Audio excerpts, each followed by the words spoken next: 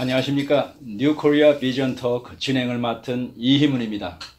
지난주에 이어서 우리 이상준 회장님을 모시고 대담 프로를 진행하겠습니다. 안녕하십니까. 또 뵙겠습니다. 감사합니다. 네, 지난 한 주간 잘 지내셨습니까? 예, 잘 지냈습니다. 예. 뭐 또 해외 나가야 되니까 네. 뭐 그런 거 준비하고 그러라고 좀 바쁘게 지내고 네, 있습니다. 그렇습니다.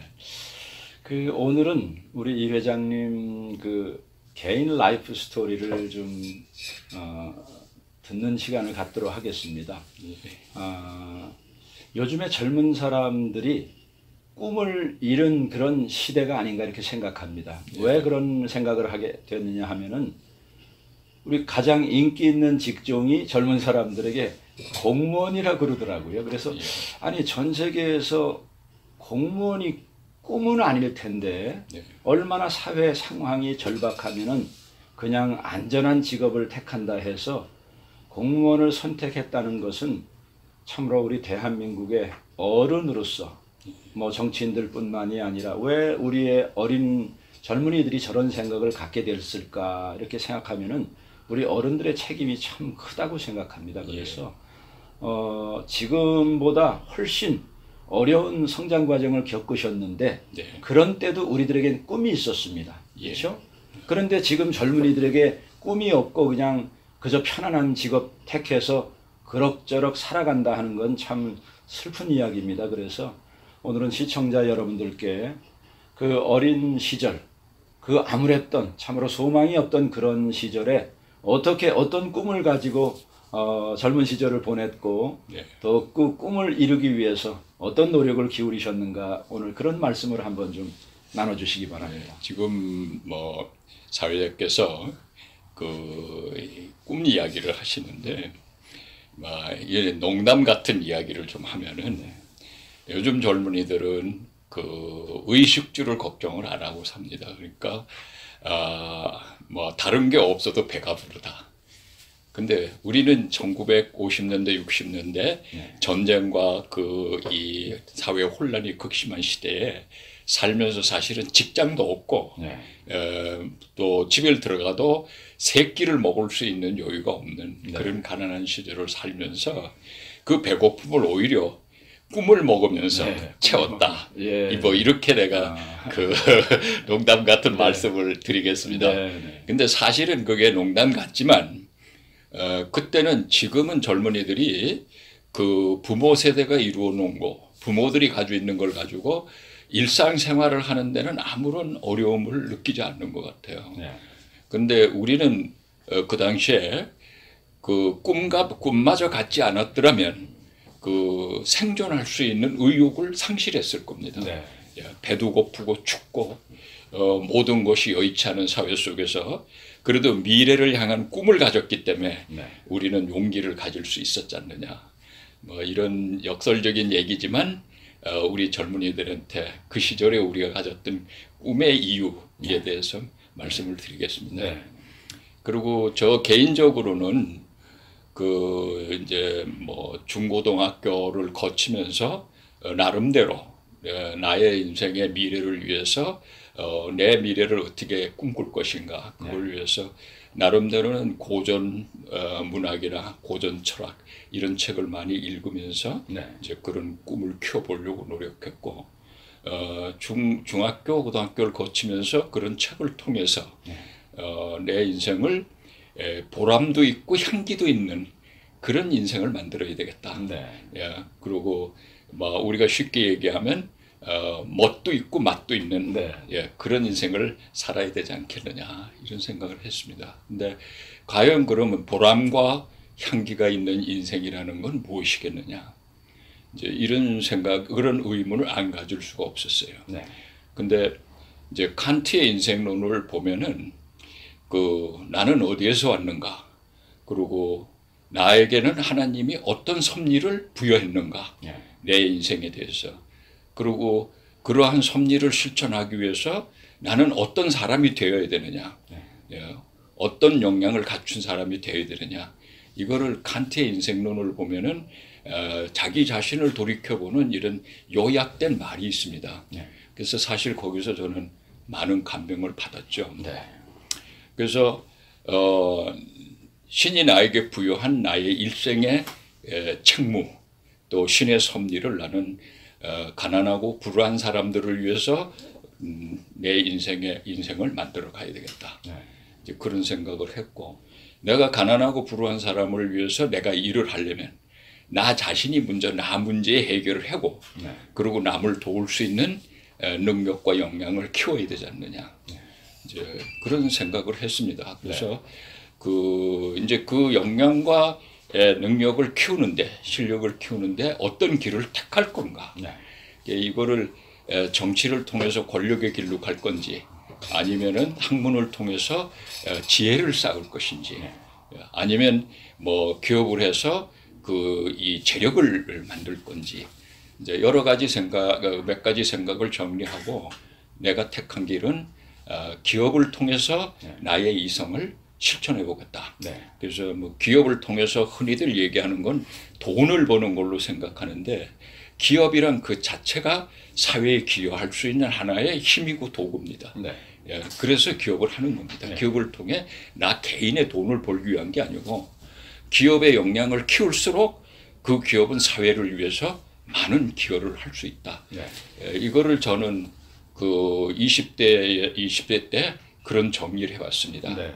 그래서 젊은이들에게 그 직장의 얘기를 우리가 꿈을 실천하는데 직장의 얘기를 하는데 그 직장이라는 것은 내가 이렇게 생각해 보면 직장을 생각하는 건 한 3가지 정도로 생각할 수 있어요. 네.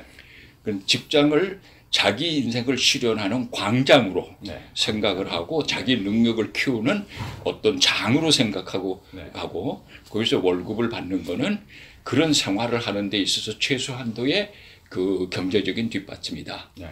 이렇게 생각할 수 있고 또 그렇게 할 수 있는 기업이 있고 어떤 사람은 거기서 뭐 내가 누구를 위해서 봉사를 하고 또 그걸 위해서 내가 능력을 키우고 그런 게 아니라 그냥 난 돈만 많이 벌면 된다. 네. 또 그렇게 돈만 주면 되는 걸로 아는 직장도 또 있다. 네. 그러죠.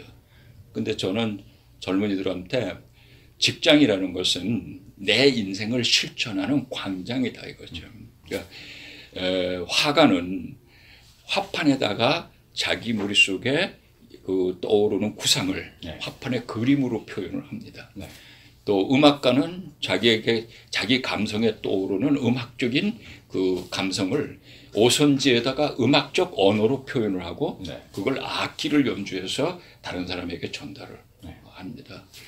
기업가는 기업을 통해서 나의 이생을 실현하고 그 화가가 그림을 그듯이 기업을 통해서 나의 이상과 꿈을 실천해가는 그런 장이고 그런 도구지 기업 그 자체를 크게 만드는 것이 궁극적인 목적은 아니다. 네. 그러니까 우리 젊은이들이 직장을 선택할 때도 과연 이 직장이 그 나의 이상과 꿈을 나의 인생의 이상과 꿈을 실천해 갈 수 있는 그런 장이 되고 네. 또 그런 장으로서 나에게 그 미래를 열어갈 수 있는 능력과 실력을 양성시켜 줄 수 있는 네. 그리고 또 그런 경험을 쌓을 수 있는 그런 직장인가 이런 생각을 좀 해줬으면 좋겠고 네.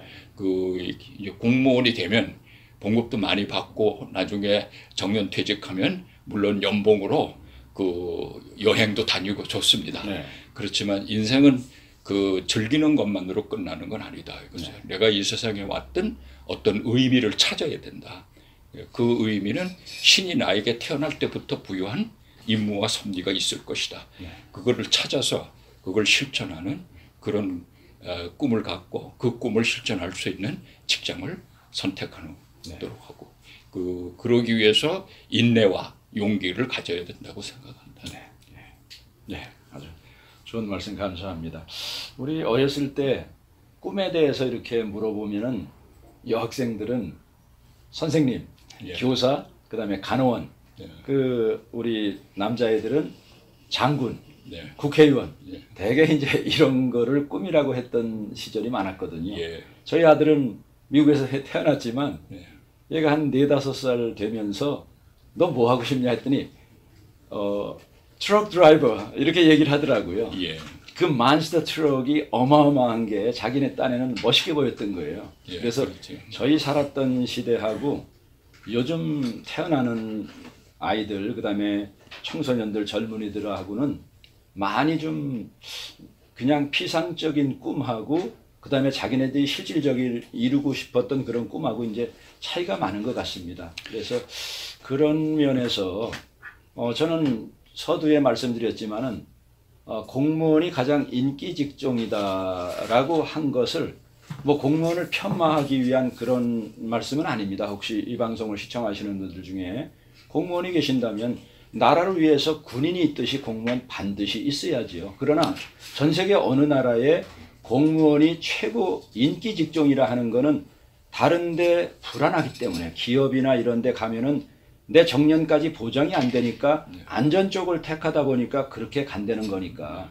수많은 인원들이 자기네 적재적소에 가야 되는데 그런 사람들이 자기네 꿈을 일단 내려놓고 안전한 직종을 택한다 하는 것은 이건 국가적이고 어른들의 잘못이기 때문에 그것을 지적하려고 이제 말씀드렸는데 그래 꿈이라 하는 건 저 같은 경우도 어렸을 때 막연히 국민학교 때 그다음에 중학교, 고등학교, 대학교 때까지 조금씩 꿈이 이렇게 변하는 것 같더라고요. 맞습니다. 그래서 저 같은 경우는 제가 군대 가기 전에는 공부를 열심히 해서 뭐 경영학과를 나와서 그전에는 외교관이 꿈이었습니다. 예. 그 다음에는 경영학과 정도로 생각을 가지고 군대를 갔는데 3년 동안 깊이 생각을 하면서 그냥 월급 정도 벌어갖고 이게 내 뜻일까? 또 하나님이 나를 그렇게 계획했을까? 예. 거기에 대해서 깊은 고민이 없었는데 군대 생활하면서 3년 동안 얼마나 힘들었습니까? 그래서 정말 내 꿈이 정말 무엇일까? 단순하게 월급만 받는 게 아니라 사회에 기여를 한다면은 어떤 기여를 할 수 있겠는가를 고민하다가 제가 첫째 휴가 때 종로서적에 나와서 수필집하고 이렇게 찾다가 김영석 교수님을 만났어요. 그래서 책을 통해서 제가 굉장히 감명 깊게 읽었고 그때부터 제 꿈이 조금씩 현실적으로 다가왔습니다. 개인의 꿈을 어떻게 국가에 기여할 것인가를 생각하다가 저는 이제 미국을 33년 전에 들어갔는데 들어갈 때만 해도 우리 국민들이 가슴은 뜨거운 국민인데 속된 말로 이게 좀 약한 논리적이고 이성적인 면이 우리 한국 국민에게는 좀 약한 게 아닌가. 저는 그게 지금도 바른 판단이라고 생각합니다. 지금 33년간의 대한민국에 돌아가는 사정을 볼 때 민주주의를 하기에 합당하지 않은 그런 국민성을 우리가 근데 그건 단점이 될 수도 있지만 장점이 될 수 있습니다. 정이 많고 뜨겁고 근데 좀 이제는 글로벌 시대에 글로벌 코리아로 나가려면은 우리도 좀 부족한 우리의 민족의 약점은 좀 변해야 되지 않는가. 그래서 저는 제 개인의 꿈이 철학 교수가 돼서 우리 국민들을 좀 생각하는 국민들로 김영석 교수님처럼 한 단계 업그레이드 시키는데 뭐 기여를 할까. 저는 그런 생각을 가지고 제가 이제 미국에 갔었어요. 그래서 우리 이상준 회장님도 이제 어렸을 때 꿈, 중년의 꿈이 또 연세가 드시면서도 조금씩 이렇게 바뀔 텐데 그러면 그런 꿈을 이루기 위해서 개인의 꿈이 아니라 아까 사회의 환원을 벌써 20대 초반에 생각하셨다는데 그 보통 사람들이 그거 다 생각하는 건 아니거든요. 그래서 그런 꿈을 어떻게 이웃들하고 나눌까를 생각하게 됐는가. 그 다음에 그 꿈을 이루기 위해서 뭐 꿈이 저절로 이루어지진 않잖아. 꾸는 건 공짜지만은 이루어지는 건 공짜가 없지 않습니까? 얼마나 많은 노력을 기울여도 자기 꿈이 다 실현되는 게 아닌데 그래서 그런 부분에 있어서 우리 회장님의 인생 동안에 이룬 꿈과 그것을 이루기 위해서 어떤 노력을 기울이셨는가 한번 좀 경험담을 나눠주시기 바랍니다. 그냥 이걸 뭐 각자가 사는 인생이 다 다르기 때문에 그걸 일반론적으로 보편타당하게 이렇게 말씀드리긴 힘들고 제가 선택한 삶의 과정을 또 나의 가정사를 통해서 말씀에 대한 답을 대신하도록 그렇게 하겠습니다. 저는 처음에 직장이 한전 전력공사에 들어갔습니다. 한전. 그래서 거기서 이제 한 4년 반을 근무하고 삼성그룹 관련사로 제가 자진 찾아가서 자의 직장을 옮겼습니다. 근데 한전을 그만둔 이유는 한전에 들어가서 보니까 직무 규정이라는 게 이렇게 딱 책으로 만들어져 있어서 내가 어떤 자리에 가 앉으면은 그 직무 중에 있는 일을 해야 돼요. 근데 그것이 365일 매일 똑같이 반복이 된다 이거죠. 근데 그 당시에는 하루에 나에게 직무 규정에 주어진 일을 하루에 2시간만 열심히 하면 모범사원 표창을 받을 수가 있어요. 그러니까 나머지 8시간 중에서 6시간은 회사 속에서 무료하게 나의 인생이 낭비된다고 생각을 합니다. 그리고 그 매뉴얼대로 근무를 하면 내가 58세에 정년퇴직을 할 때 내가 어디까지 진급을 할 수 있고 퇴직금을 얼마나 받을 수 있고 그것이 현재 신입사원 내 입장에서 58살까지의 미래가 다 보이는 거예요. 그러니까 그 상황이 내 머릿속에 딱 들어오니까 나의 인생이 너무나 답답을 해서 더 견딜 수가 없는 거예요. 그래서 그 당시에 대한민국 모든 국민들이 최고의 직장이라고 얘기하는 그 한전이라는 직장을 버리고 나왔습니다. 물론 뭐 누가 스카우트를 해서 온 것도 아니고 내가 어디에 가서 그 후일의 내 꿈을 이루기 위해서 나 자신을 더 강하게 훈련을 시켜야 되겠다. 그렇게 나 자신을 훈련시키고 단련시킬 수 있는 장을 제공해 주는 데를 가야 되겠다. 그런 생각으로 이제 한전을 그만두고 사표부터 냈습니다. 그리고 이제 삼성에서 새로 만드는 정보 산업을 하는 회사, 조그만 소프트웨어 회사를 삼성그룹에서 투자를 했지만 아주 작은 회사예요. 직원 한 뭐 200~300명 되는 그런 중소기업인데 한전은 직원이 그 당시에만 해도 몇 명이 넘었단 말이에요. 그런 한 과도 안 되는 작은 회사를 제가 선택해 갔어요. 근데 그 이유는 뭐냐면 이 회사는 지금부터 삼성이 키우는 회사니까 나에게 많은 새로운 도전의 기회를 줄 거고 그 도전을 위해서 내가 노력하는 과정에 나는 많은 경험과 나 자신에 대한 내 단련을 할 수 있는 기회가 두고질 것이다. 그래서 그 사장 면담을 내가 요청을 했죠. 그 요청해서 한전에서 컴퓨터를 이렇게 했는데 이 회사에 와서 내가 근무를 하고 싶다. 그 당시에 그 사장께서 한참 생각을 하시더니 안 되겠다 이거예요. 근데 나는 그 당시에 한전이 우리나라에서 기업으로서 최초로 컴퓨터를 한답니다. 통계청에 컴퓨터가 들어오고 그 다음에 한전이 들어왔어요. 그 공무원이 아닌 입장에서는 우리가 최초죠. 그러니까 그 당시에 뭐 칼이 그 지금 대한항공이 컴퓨터하고 그러니까 은행이 각자 하고 그래서 제 경력이면 한전 본국에 1.5배 내지 2배를 받고 갈 수 있는 스카우트 요청이 막 있었어요.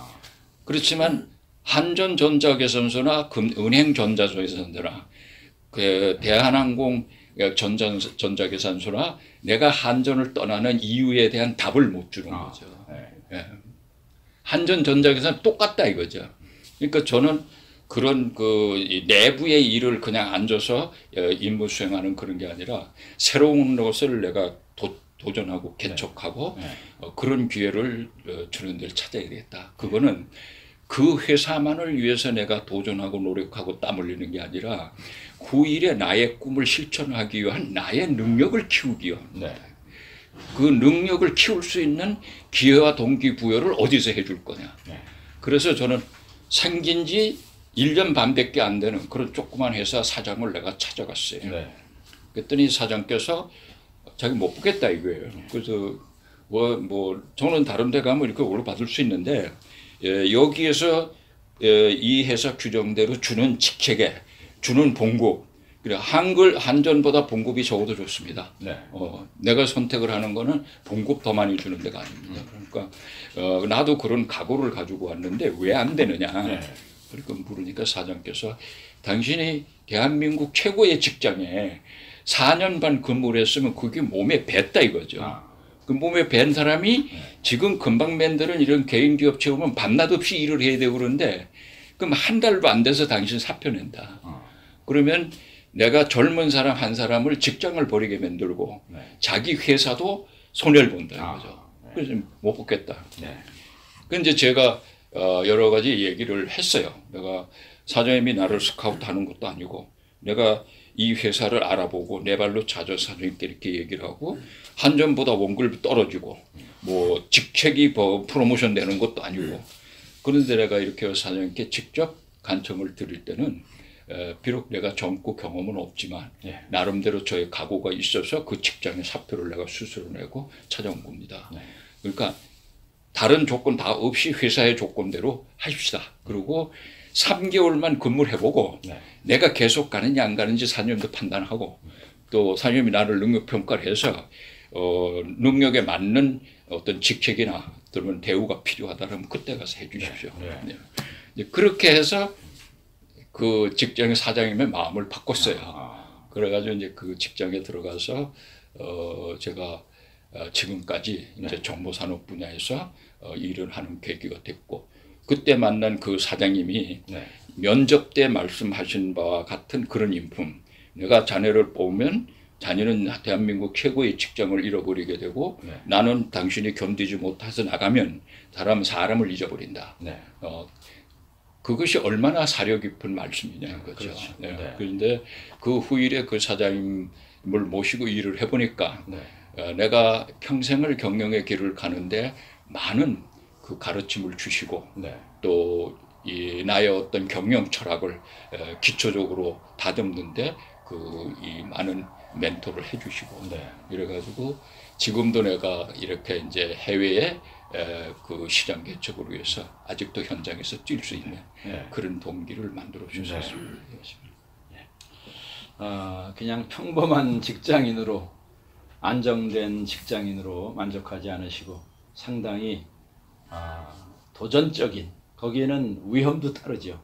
과연 예. 그 다음 직장을 가서 내가 성공할지 아니면 상당한 기간을 방황을 하고 헤맬지 모르는데 참 쉽지 않은 길을 택하셨는데 그게 저는 인생을 살아가면서 우리가 이 세 가지를 만나면 참 행복한 거고 성공이다. 뭐 성공의 기준이 다 다르겠지만은 그래도 좋은 스승을 만나야 하고 그 다음에 좋은 배우자를 만나야 되고 또 좋은 친구를 만나야 이게 진정한 의미의 성공이 아닌가 이런 얘기를 우리가 많이 듣지 않습니까? 그래서 저는 그런 것 중에 뭐 다 얘기하려면 시간이 기니까 그 중에 저는 좋은 스승, 뭐 학창 시절의 스승이 될 수 있고 아니면 직장 생활하다가 인생의 사업의 선배가 될 수도 있습니다. 그래서 저는 이렇게 제가 가까이 하는 분들 중에 이렇게 성공하신 분들 보면은 좋은 인생의 스승들, 멘토들이 꼭 있더라고요. 그래서 그분들의 잠재력을 미리 알아보고 어떤 분들은 아주 집중적으로 혹독한 훈련도 시키셨고 그런 게 그 당시에는 참 힘들었을지 몰라도 나중에는 큰 인물로 자라나는데 참 도움이 됐던 경우를 저도 조금씩 그런 경우가 있는데 그럼 우리 이 회장님께서는 그런 멘토, 저 이런 분이 뭐 한 분이 될 수도 있고 여러 분이 될 수 있는데 나의 인생에 정말 가장 큰 영향력을 주고 나를 이렇게 더 잠재력을 발휘해서 사회에 필요한 인물이 되게 했던 그런 멘토가 있다면은 어떤 분이 계시고 또 어떤 훈련을 멘토에게 받으셨는지 그런 부분이 또 우리 방송을 시청하시는 분들, 특히 젊은 분들에게는 도움이 많이 될 것 같습니다. 저는 이제 그 평생에 나의 스승을 세 분을 꼽습니다. 네. 뭐 첫째는 이제 우리 부모님이죠. 우리 부모님이 스승이라고 할 수는 없을지 모르지만 그 사회생활에 대한 기본 자세, 내가 어렸을 때에 감수성 깊을 때 기본 자세를 가르쳐 주셨고, 그 다음에 이제 두 번째는 그 고등학교 때 이 독일어를 가르치는 교수 선생님이 계셨는데 그분이 그 모 대학의 철학과를 나오신 분이에요.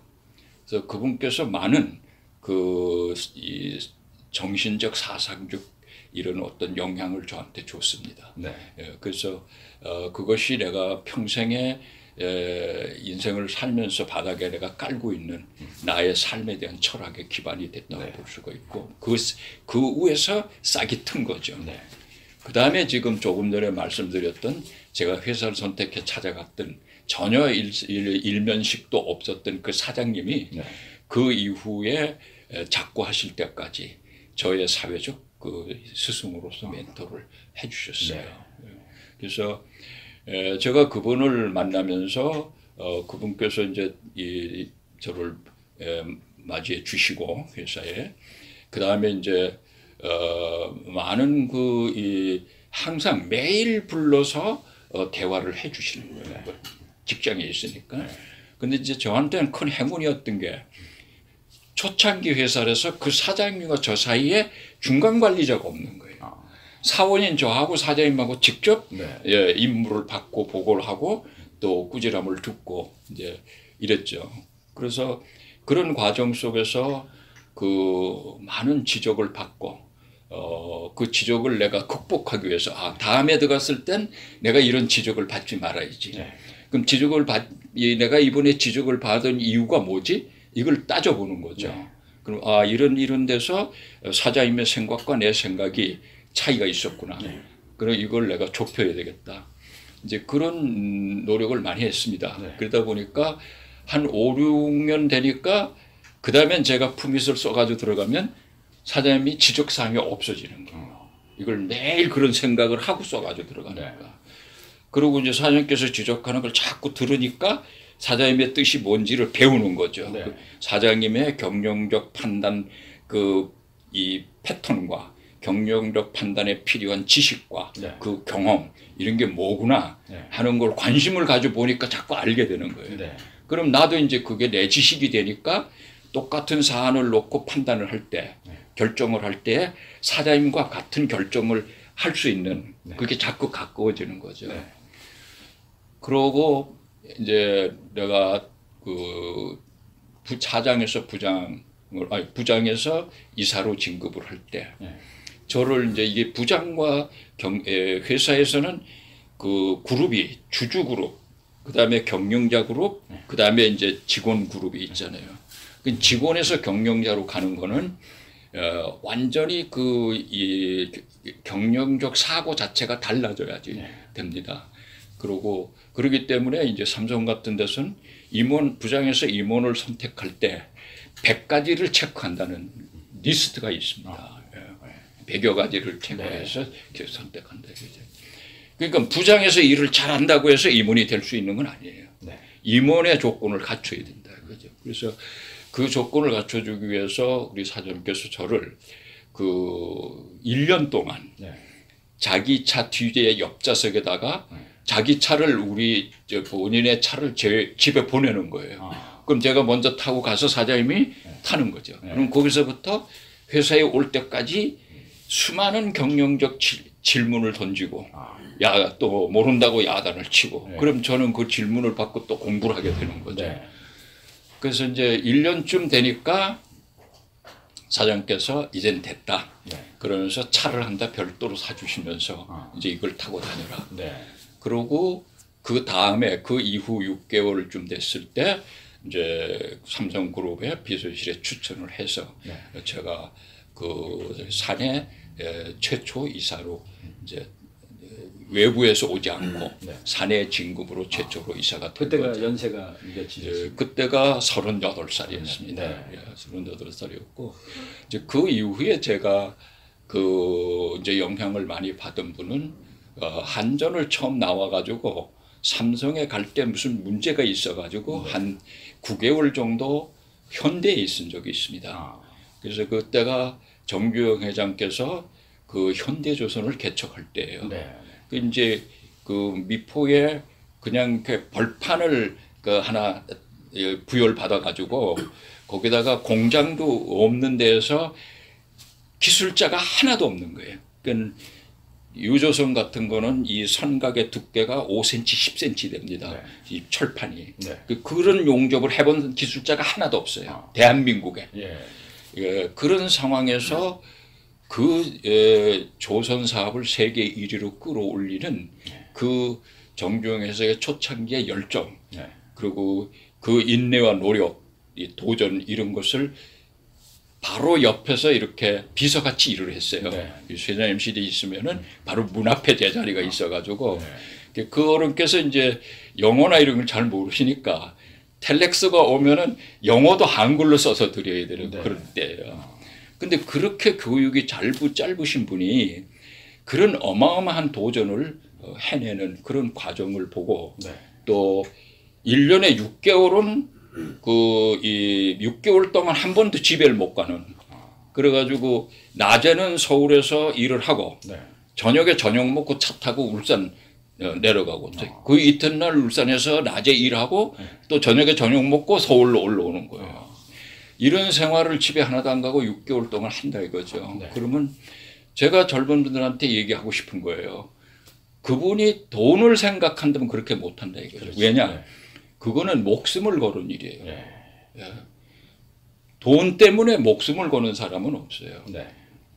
그분은 기업을 통해서 사회에 실현하고자 하는 본인의 높은 뜻이 있기 때문에 네. 그 뜻에다 목숨을 걸은 것이지 돈에 목숨을 건 게 아닙니다. 그렇지. 네. 예. 그래서 이제 그분의 그런 모습을 제가 한전에서 그만두고 나왔을 때가 이제 31~2살 때인데 네. 저는 한전에서 노조 부지부장도 한 사람입니다. 그렇죠. 굉장히 다혈절인 그런 성격을 가지고 있었는데 그러면서 이제 나도 이 기업의 재벌들 그 당시에 뭐 재벌이라 할 것도 없지만 대기업의 사장들 돈 많은 사람들을 그렇게 좋은 눈으로 보질 않았어요. 네.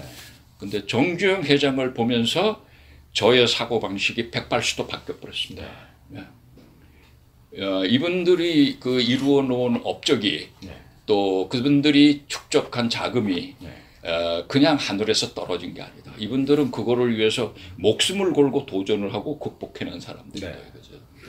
그리고 그렇게 해서 이루어진 사회적인 공기, 기업이 많은 사람들에게 혜택을 줄 수 있는 거다. 네. 이거죠. 그래서 이 기업을 통해서 내가 꿈꾸는 불우하고 어려운 사람들에게 혜택을 줄 수 있는 길이 있구나. 네. 이걸 깨달은 거예요. 네.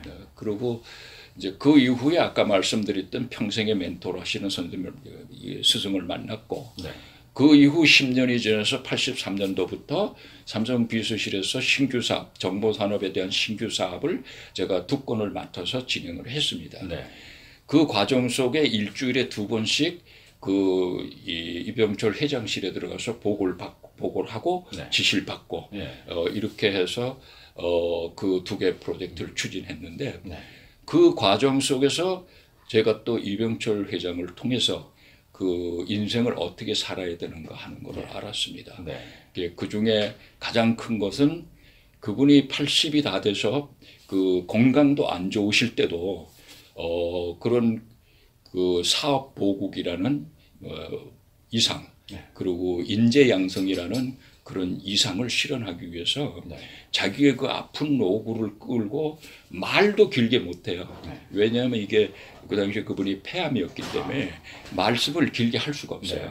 그럼 쫄짝짝짝 하면서도 그 매일 회사에 나와서 네. 그 젊은 제가 그 당시에 40살인데 사실 그 이병철 회장은 80이 되시는 분이거든요. 그러면 나는 손잡볼이에요. 그런 손잡볼들을 데려다 놓고 막중한 사업을 맡기면서 얼마나 불안했겠습니까? 예. 그런 상황 속에서 이 사업을 성공시키려니까 담당하는 젊은이를 가르쳐야 되는 거예요. 네. 그래서 나와가지고 사업 계획을 검토를 하는 게 아니라 사실은 그 프로젝트를 맡길 그 젊은 담당자를 교육을 시키는 겁니다. 그 회장실이. 네. 예. 그렇게 해서 그 사업에 대해서 담당자가 충분히 인지가 됐다. 그때 사업을 승인해요. 네. 그러니까 삼성이 하는 사업마다 성공하는 이유는 먼저 인재를 세계 최고로 만들어 놓고 네. 담당 책임자를 세계 최고로 만들어 놓고 사업을 맡기는 거예요. 네. 그러니까 그 사업을 맡은 인재의 경쟁에서 먼저 이기고 들어가는 겁니다. 네. 그래서 삼성이 사업마다 성공을 할 수가 있는 거예요. 네. 그래서 그분께서 그런 고령에도 불구하고 그 자기의 이상과 꿈을 실천하기 위해서 네. 참 그런 육체적으로 건강이 허락하지 않는 그런 어려움 속에서도 매일 나와서 그 젊은 사람들을 지도하고 가르치시면서 그 자기 죽는 날까지 혼연의 임을 다하는 네. 그런 모습을 보면서 나도 앞으로 80이 됐을 때 인생을 어떻게 살아야 되겠나. 네. 예, 이런 생각을 제가 해봤습니다. 네. 네. 감사합니다. 지금까지 우리 이상준 회장님 모시고 개인의 꿈과 라이프 스토리 또 멘토 여러 가지 이야기를 들어봤습니다. 우리 잠시 쉬었다가 우리 2부 순서에 다시 여러분들 뵙겠습니다. 감사합니다. 감사합니다.